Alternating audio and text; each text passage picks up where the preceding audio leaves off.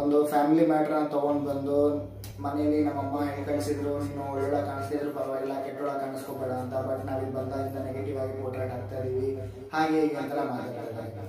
ಇವರಿಗೆ 3 ವಾರದಲ್ಲಿ ಗೊತ್ತಾಗದೆ ಇದ್ದು ನೆನ್ನೆ ಗೊತ್ತಾಯ್ತಾ? ಹೌದು. ಇವಾಗ ಗಿಲ್ಲಿಯವ್ರ ಕಾಮಿಡಿನೇ ಅವ್ರಿಗೆ ಮುಳುಗು ಆಗುತ್ತಾ ಅಂತ ಏನಾದ್ರು ಅನ್ಸುತ್ತಾ?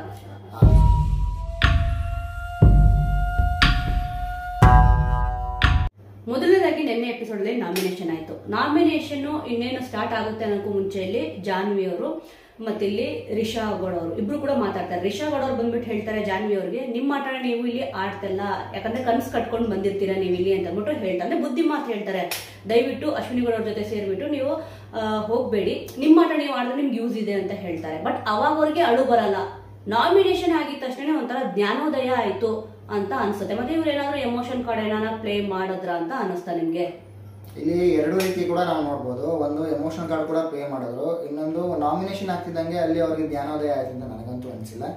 ಒಂದು ಎಮೋಷನಲ್ ಪ್ಲೇ ಮಾಡಿದ್ದು ಅಂತ ನನಗಂತೂ ತುಂಬಾ ಅನಿಸ್ತು. ಯಾಕೆಂದ್ರೆ ಒಂದು ಫ್ಯಾಮಿಲಿ ಮ್ಯಾಟ್ರನ್ನ ತೊಗೊಂಡು ಬಂದು ಮನೇಲಿ ನಮ್ಮಮ್ಮ ಹೇಳಿ ಕಳಿಸಿದ್ರು, ನೀನು ಒಳ್ಳೊಳ್ಳೆ ಕಾಣಿಸ್ತಿದ್ರು ಪರವಾಗಿಲ್ಲ, ಕೆಟ್ಟೊಳಗೆ ಕಾಣಿಸ್ಕೋಬೇಡ ಅಂತ. ಬಟ್ ನಾವಿಲ್ಲಿ ಬಂದಾಗಿಂದ ನೆಗೆಟಿವ್ ಆಗಿ ಪೋರ್ಟ್ರೇಟ್ ಆಗ್ತಾ ಇದೀವಿ, ಹಾಗೆ ಹೀಗೆ ಅಂತೆಲ್ಲ ಮಾತಾಡ್ತಾ ಇದ್ದಾರೆ. ಇವರಿಗೆ 3 ವಾರದಲ್ಲಿ ಗೊತ್ತಾಗದೆ ಇದ್ದಿದ್ದು ನೆನ್ನೆ ಗೊತ್ತಾಯ್ತಾ? 3 ವಾರದಲ್ಲಿ ಅಶ್ವಿನಿ ಗೌಡ ಅವರು ಏನ್ ಮಾಡ್ಕೊಂಡು ಬಂದ್ರು, ಜಾನ್ವಿ ಅವ್ರನ್ನ ಸೇವ್ ಮಾಡ್ಕೊಂಡು ಬಂದ್ರು. ಸೊ ಈ ಸತಿ ಏನಾಯ್ತು, ಜಾನ್ವಿ ಅವರು ಅಶ್ವಿನಿ ಗೌಡ ಅವರು ಇಬ್ರು ಕೂಡ ನಾಮಿನೇಟ್ ಆಗೋರು. ಸೊ ಇಲ್ಲಿ ಯಾರನ್ನ ಕೂಡ ಸೇವ್ ಮಾಡಕ್ ಆಗ್ತಾ ಇಲ್ಲ. ಸೊ ಆ ರೀಸನ್ ಇಂದ ಅವರು ಒಂದು ಸಿಂಪತಿ ಕಾರ್ಡ್ನ ಪ್ಲೇ ಮಾಡ್ತಾ ಇದಾರೆ ಅಂತ ನನ್ನ ಅನಿಸಿಕೆ. ಅವ್ರು ಇನ್ನೊಂದು ಮಾತು ಕೂಡ ಹೇಳಿದ್ರು, ನಮ್ ಹಳ್ಳನ ನಾವೇ ತೋಡ್ಕೊಂತಾ ಇದೀವಿ. ಅದು ಇವಾಗ ಅವ್ರಿಗೆ ಅರ್ಥ ಆಗ್ತಾ ಇದೆ. ಬಟ್ ಅದು ಅವರು ಸಿಂಪತಿಗೋಸ್ಕರನೇ ಆಡ್ತಾ ಇರೋದು ಅಂತ ನನಗೆ ಅನಿಸ್ತಾ ಇದೆ. ಯಾಕಂದ್ರೆ ಅವ್ರಿಗೆ ಅದು ಫಸ್ಟ್ ಇಂದಾನೇ ಅರ್ಥ ಆಗಿರ್ಬೇಕಿತ್ತು, ಬಟ್ ಅವ್ರಿಗೆ ಅದು ಅರ್ಥ ಆಗಿಲ್ಲ. ಬಟ್ ಇವಾಗ ಅವ್ರಿಗೆ ಅರ್ಥ ಆಗ್ತಾ ಇದೆ ಅಂದ್ರೆ ನನಗಂತೂ ಇದು ಸಿಂಪತಿ ಕಾರ್ಡ್ ಅಂತಾನೆ ಅನಿಸ್ತಾ ಇರೋದು. ಅಂದ್ರೆ ನೀವು ಒಪ್ಕೊಂತೀರಾ ಅರ್ಥ ಆಗಿದೆ ಇವಾಗ ಅವ್ರಿಗೆ ಅಂತ ಅಂದ್ಬಿಟ್ಟು? ಇವಾಗ್ಲೂ ಅವ್ರಿಗೆ ಅರ್ಥ ಆಗಿಲ್ಲ. ಅರ್ಥ ಆಗಿದ್ರೆ ಅವ್ರ ಆಟನ ಆಡಕ್ ಶುರು ಮಾಡ್ತಿದ್ರೆ ಹೊರತು ಸಿಂಪತಿ ಕಾರ್ಡ್ನ ಪ್ಲೇ ಮಾಡ್ತಾ ಇರ್ಲಿಲ್ಲ. ಅವರು ಕಾವ್ಯ ಅವ್ರಿಗೆ ಹೇಳ್ತಾರೆ, ಅಶ್ವಿನಿ ಗೌಡ ಅವರು ಕೂಡ, ಇಲ್ಲಿ ಕಾವ್ಯ ಹೋಗ್ಬಿಟ್ಟು ಬಾತ್ರೂಮ್ ಹೋಗಿ ಅಳೋದು, ಏನಾರ ಹೇಳ್ಬಿಟ್ರೆ ಕೆಲಸ ಮಾಡಲ್ಲ, ಬಾತ್ರೂಮ್ ಹೋಗಿ ಅರ್ತ್ಬಿಟ್ಟು ಸಿಂಪತಿ ಕಾರ್ಡ್ನ ಪ್ಲೇ ಮಾಡ್ತಾರೆ ಅಂತ ಅಂದ್ಬಿಟ್ಟು, ಇಲ್ಲಿ ಜಾನ್ವಿ ಅವರಿಗೆ ಸಿಂಪತಿ ಕಾರ್ಡ್ ಪ್ಲೇ ಮಾಡ್ತಾ ಇದಾರಲ್ವಾ? ಇವಾಗ ಅದೇ ಅಲ್ವಾ ಆಗ್ತಾ ಇರೋದು. ಆಕ್ಚುಲಿ ಅವ್ರು ಹೇಳಿದ್ರು ಜಾನ್ವಿ ಅವ್ರು ಅಳ್ಬೇಕಾದ್ರೆ, ಇಲ್ಲ ನಾನು ಬೆಳಗ್ಗೆ ಬಾತ್ರೂಮ್ ಅಲ್ಲಿ ಕೂಡ 1 ಅವರ್ ಅತ್ತೆ ಅಂತ.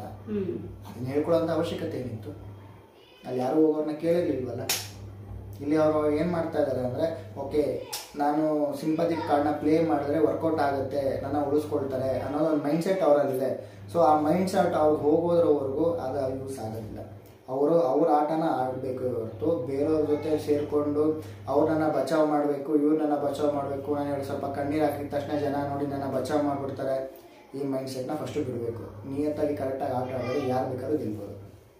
ಅಂದ್ರೆ ಒಟ್ಟಿನಲ್ಲಿ ಅವರು 2 ಡಬಲ್ ಗೇಮ್ ಮಾಡ್ತಾ ಇದ್ದಾರೆ. ಮತ್ತೆ ಹೌದು, ಖಂಡಿತವಾಗ್ಲೂ ಡಬಲ್ ಗೇಮ್ ಮಾಡ್ತಾ ಇದ್ದಾರೆ. ನೋಡೋಣ, ಈ ವಾರ ಇವಾಗ ನಾಮಿನೇಷನ್ ಮಾಡಿದರೆ ಎಲಿಮಿನೇಷನ್ ಪ್ರಕ್ರಿಯೆ ಇಲ್ಲ ಅಂತ ಗೊತ್ತಾಗಿದೆ. ಯಾಕಂದ್ರೆ ವೋಟಿಂಗ್ ಲೈನ್ ತೆಗ್ದಿರೋಣ ಅಂತ ಹೇಳಿದ್ದಾರೆ. ಎಕ್ಸ್ಪೆಕ್ಟ್ ದಿ ಅನ್ಎಕ್ಸ್ಪೆಕ್ಟೆಡ್ ಎಲ್ಲ ಕೂಡ ಆಗ್ತದೆ. ಕಳೆದ ವಾರ ಇಲ್ಲಿ ಇಬ್ರು ಬಿಗ್ ಬಾಸ್ ಮನೆಯಿಂದ ಹೊರಗಡೆ ಬಂದಿದ್ದಾರೆ. ಬಟ್ ಸ್ಪರ್ಧಿಗಳಿಗೆ ಇಲ್ಲಿ ಹೇಳಿದ್ದಾರೆ, ನೀವು ನಾಮಿನೇಟ್ ಆಗಿದ್ದೀರಾ ಬಿಗ್ ಬಾಸ್ ಮನೆಯಿಂದ ಹೊರಗಡೆ ಹೋಗಕ್ಕೆ ಅಂತ ಅಂದ್ಬಿಟ್ಟು. ಆದ್ರೆ ಇಲ್ಲಿ ಸ್ಪರ್ಧಿಗಳಿಗೆ ಗೊತ್ತಿಲ್ಲ. ಇದ್ರ ಬಗ್ಗೆ ಏನ್ ಅನ್ಸುತ್ತೆ?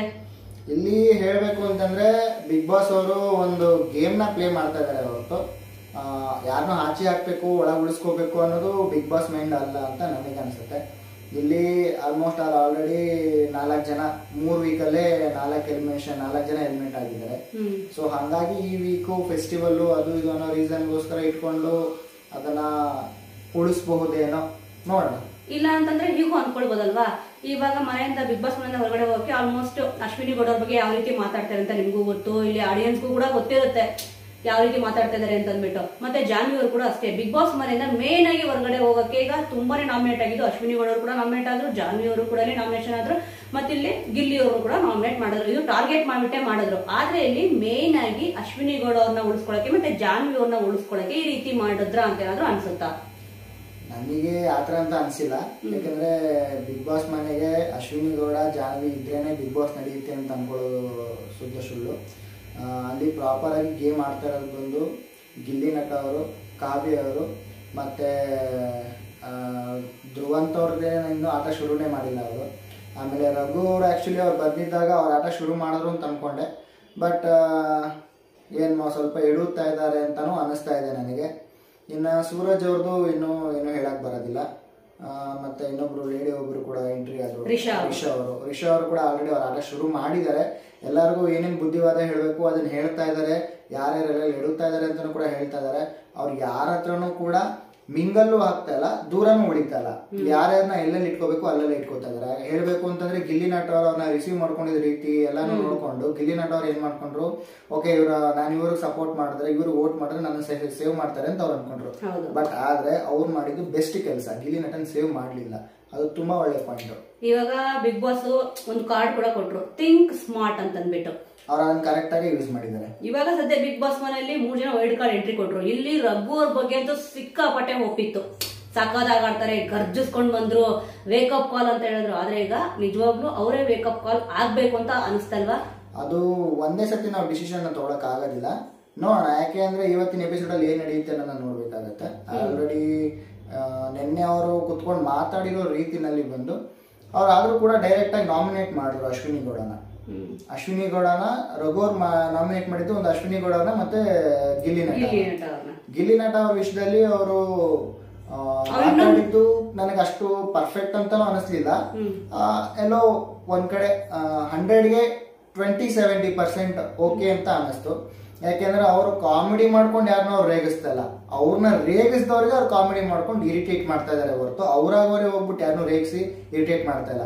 ಯಾರು ಅವ್ರ ಹತ್ರ ಜಗಳ ಮಾಡ್ಕೊಳಕ್ಕೆ ಅಂತ ಬರ್ತಾ ಇದಾರೆ, ಅವ್ರ ಹತ್ರ ಅವ್ರು ಜಗಳ ಮಾಡಿದಾಗ ಸಮಾಧಾನ ಮಾಡಕ್ ಟ್ರೈ ಮಾಡ್ತಾರೆ. ಅವ್ರ ಸಮಾಧಾನ ಆಗ್ಲಿಲ್ವಾ ಉರ್ಸಕ್ ಟ್ರೈ ಮಾಡಿ ಉರ್ಸ್ಬಿಟ್ಟು ಬಿಟ್ಬಿಡ್ತಾರೆ.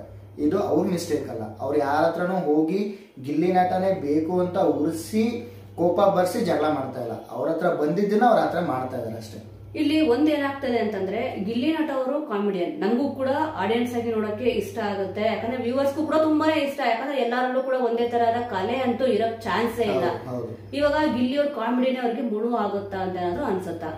ಅದು ಸಾಧ್ಯನೇ ಇಲ್ಲ ಬಿಡಿ. ಯಾಕಂದ್ರೆ ಅವರು ಅವ್ರ ಪರವಾಗಿ ಏನ್ ಆಟ ಆಡ್ಬೇಕು ಅವ್ರು ಅದನ್ನ ಕರೆಕ್ಟ್ ಆಗಿ ಆಡ್ತಾ ಇದ್ದಾರೆ. ಇವಾಗ ನೋಡಿ, ವೈಲ್ಡ್ ಕಾರ್ಡ್ ಅಲ್ಲಿ ರಘು ಎಂಟ್ರಿ ಕೊಟ್ರು. ಸ್ಟೇಜ್ ಬರಕ್ಕೂ ಮುಂಚೆ ಕಿಚ್ಚ ಸುದೀಪ್ ಅವ್ರು ಕೇಳಿದಾಗ ಸ್ಟೇಜ್ ಮೇಲೆ ನಿಂತಾಗ ಇಲ್ಲಿ ಸೂರಜ್ ಅವರು ಮತ್ತೆ 3 ಜನ ವೈಲ್ಡ್ ಕಾರ್ಡ್ ಎಂಟ್ರಿ ಕೊಟ್ಟವರು ಕೂಡ ಗಿಲ್ಲಿ ಅವ್ರ ಕಾಮಿಡಿ ಎಕ್ಸಲೆಂಟ್, ಮನೆ ಹೊರಗಡೆ ಹೇಗಿದ್ರು ಮನೆ ಒಳಗಡೆನೂ ಅದೇ ರೀತಿ ಇದಾರೆ ಅಂತ ಅಂದ್ಬಿಟ್ಟು ಹಾಡಿ ಹೊಗಳಿದ್ರು.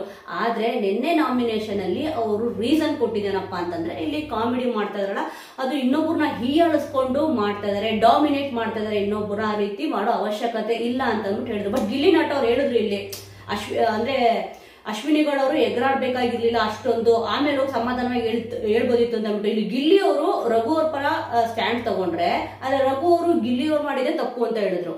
ಇಲ್ಲ ಆಕ್ಚುಲಿ ರಘು ಅವ್ರಿಗೆ ಯಾವ ರೀತಿ ಪೋಟ್ರೆ ಆಗಿದೆ ಅಂತಂದ್ರೆ, ಗಿಲ್ಲಿ ನಟ ಅವರು ಅಶ್ವಿನಿ ಅವರು ತುಂಬಾ ಉರಿಸ್ಬಿಡ್ತಾರೆ, ಕಾಮಿಡಿ ಮಾಡ್ಕೊಂಡೇ ತುಂಬಾ ಉರಿಸ್ಬಿಡ್ತಾರೆ. ಅಶ್ವಿನಿ ಗೌಡ ಅವ್ರು ಏನ್ ಹೇಳ್ತಾರೆ, ನಿನ್ನ ಮನೆಯಿಂದ ಆಚೆ ಹಾಕಿದ್ಮೇಲೆ ನಾನು ಈ ಮನೆಯಿಂದ ಆಚೆ ಹೋಗೋದು ಅಂತ ಹೇಳ್ತಾರೆ. ಅದಕ್ಕೆ ಗಿಲ್ಲಿ ನಟ ಅವ್ರು ಏನ್ ಮಾಡ್ತಾರೆ, ಕಾಮಿಡಿ ಮಾಡ್ಕೊಂಡೇ ಅವ್ರು ಉರಿಸ್ಬಿಟ್ಟು ರೇಗಿಸ್ಬಿಡ್ತಾರೆ. ಸೊ ಆ ಟಾಪಿಕ್ ಅಲ್ಲಿ ಅವ್ರ ಹತ್ರ ಮೈಂಡ್ ಸೆಟ್ ತಗೊಂಡಿರ್ಬಹುದೇನೋ ಅಂತ ನಂದೊಂದು ಭಾವನೆ. ಬಟ್ ಅದೇನ ನಿಜ ಸುಳ್ಳ ಅನ್ನೋದು ಗೊತ್ತಿಲ್ಲ, ನೋಡು. ಅಶ್ವಿನಿ ಗೌಡ ಅವ್ರಿಗೆ ಹೇಳಿದ್ ಓಕೆ, ಬಟ್ ರಘು ಅವ್ರು ಏನು ಮಾತಾಡ್ಲಿಲ್ವಲ್ಲ ಆತರ. ಅವರು ಅಲ್ಲಿ ಇದ್ರಲ್ಲ, ನೋಡ್ತಾ ಇರ್ತಾರಲ್ಲ, ನೆಕ್ಸ್ಟ್ ಟಾರ್ಗೆಟ್ ನಾನೇ ಆಗ್ಬಿಡ್ತೀನಿ ಅಂತ ಅಂದ್ಬಿಟ್ಟು ಇವ್ರ ಮೈಂಡ್ ಅಲ್ಲಿ ಫಿಕ್ಸ್ ಆಗಿರಬಹುದು. ಓಕೆ ವೀಕ್ಷಕರು, ಇವಾಗ ನಾವಿಬ್ರು ಹೇಳಿದ್ವಿ ಆಲ್ಮೋಸ್ಟ್ ನಮ್ಮ ಒಂದು ಒಪಿನಿಯನ್ ಏನಿದೆ ಅಂತ ಅಂದ್ಬಿಟ್ಟು. ಇದ್ರ ಬಗ್ಗೆ ಖಂಡಿತವಾಗ್ಲೂ ಯಾರು ಮಾಡಿದ್ ತಪ್ಪಿತ್ತು, ಯಾರು ಮಾಡಿದ್ದು ಸರಿ ಇತ್ತು, ಎಮೋಷನ್ ಕಾರ್ಡ್ ನ ಇಲ್ಲಿ ಯಾರು ಪ್ಲೇ ಮಾಡ್ತಾ ಇದಾರೆ, ವೈಲ್ಡ್ ಕಾರ್ಡ್ ಎಂಟ್ರಿ 3 ಜನ ಸ್ಪರ್ಧಿಗಳು ಬಂದಿದ್ದಾರೆ, ಯಾರ್ಯಾರು ಕರೆಕ್ಟ್ ಆಗಿ ಸ್ಮಾರ್ಟ್ ಆಗಿ ಥಿಂಕ್ ಮಾಡ್ತಾ ಇದಾರೆ, ರಗಡ್ ಆಗಿ ಆಡ್ತಾ ಇದಾರೆ ಅನ್ನೋದ್ರ ಬಗ್ಗೆ ಮಿಸ್ ಮಾಡದೆ ಕಮೆಂಟ್ ಮೂಲಕ ತಿಳಿಸಿ. ಮುಂದಿನ ವಿಡಿಯೋದೊಂದಿಗೆ ಮತ್ತೆ ಸಿಗೋಣ.